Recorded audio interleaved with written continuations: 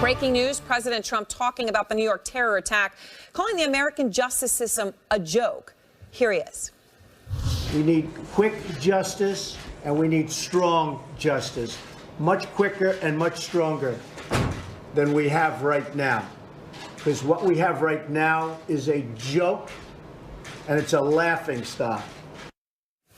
Sarah Murray is out front live at the White House. And Sarah, tonight the White House on the defensive, explaining why the president said that and, of course, why he blamed Democrats for the terror attack only 16 hours after 8 people were mercilessly killed. That's right, Aaron. And the White House is basically insisting that the president wasn't politicizing any of this. But let's just remind people what he was saying on Twitter this morning. Trump tweeted, "The terrorist came into our country through what is called the diversity visa lottery program, a Chuck Schumer beauty.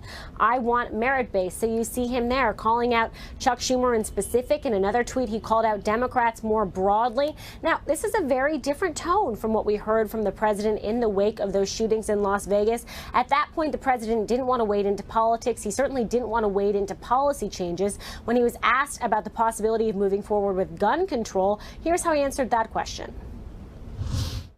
We're not going to talk about that today. We won't talk about that. Now, the White House insisted that when the president was talking about immigration, when he was talking about bringing an end to this visa lottery system, he was just reiterating his long-held stance on a number of policies, his views he's held for a while. Although if you ask gun control advocates, I'm sure they would say something similar in the wake of the shooting in Las Vegas. Aaron. All right. Thank you very much, Sarah Murray. And I want to go now to Bob Baer, former CIA operative, and Josh Geltzer, former NSC Senior Director for Counterterror. I appreciate both of your time. Josh, let me start with you. The Department of Homeland Security does confirm Saipov entered the United States in 2010 on a diversity immigrant visa. And of course, you just saw the tweet. I want to show it again. What the president said 16 hours after the attack. The terrorists came into our country through what is called the diversity visa lottery program, a Chuck Schumer beauty. I want merit-based. A Chuck Schumer beauty. What is your reaction to the president's choice of saying this 16 hours after a terror attack in New York? Well, I'm concerned about politicizing something that is at this point both an individual tragedy, but also something that should be bringing us together as a country. It seems to me the president's asking the wrong question here. He's asking, how do we keep terrorists out? But based on what we know at this point, this individual became a terrorist while already here. That's a challenge, but it's its own type of challenge. And what do you make of that, Bob Baer? A Chuck Schumer beauty, that's his response. Well, first of all, it's not factually correct. This happened under George H.W. Bush. It had wide bipartisan support. Schumer didn't write this law.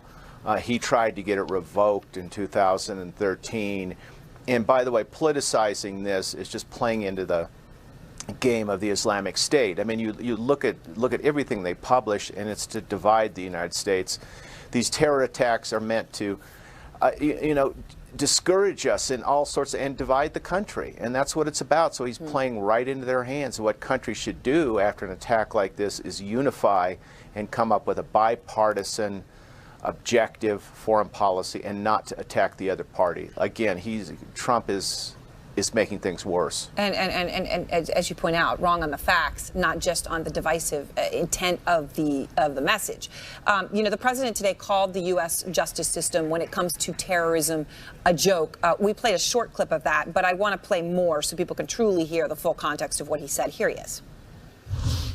We also have to come up with punishment that's far quicker and far greater than the punishment these animals are getting right now. They'll go through court for years. At the end, there'll be who knows what happens. We need quick justice, and we need strong justice, much quicker and much stronger than we have right now.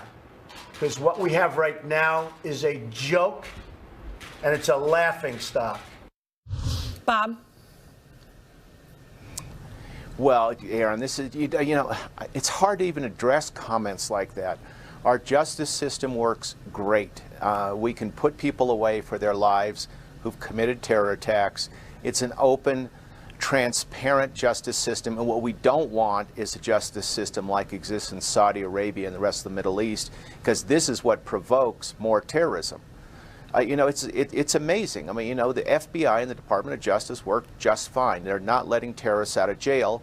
And so why mess with the system? And the idea, the suggestion that we send these people to Guantanamo, you just can't do that. They committed a crime in this country. They go to trial, they go to prison, or capital punishment, depending on the case, but it works fine. Well, just like Tsarnaev, of course, was given the death penalty. Obviously, you've got appeals, but the system works. I mean, let me ask you, Josh, on this point about Gitmo that Bob just raised. The president was asked specifically about whether this individual should go to Gitmo, who, by the way, lived in the United States, was here legally, obviously is an Uzbek national. Here's how he answered the question. Mr. President, do you want the assailant from New York sent to Gitmo? Mr. President? I would certainly consider that, yes. Are you considering that now, sir? I would certainly consider that. Are you? Send him to Gitmo. Send him to Gitmo, Josh. The president may consider it, but that's not what any national security professional would consider here. You know, the goal for a national security professional in a situation like this is, how do you take someone who appears to be a terrorist off the battlefield, so to speak, even if the battlefield is here? And the clear tool from the toolkit useful here is criminal prosecution in Article 3 court.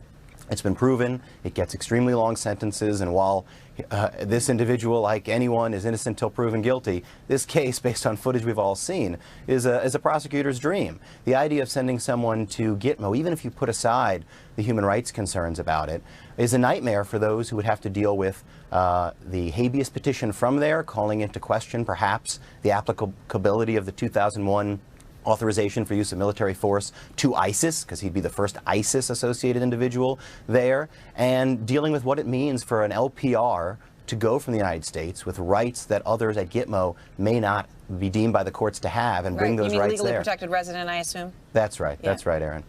All right. Thank you both so very much. I appreciate your time. And next, the mystery man, Paul Manafort. We're learning some startling new details, like these: 3 passports, traveling with a phone registered to a fake name.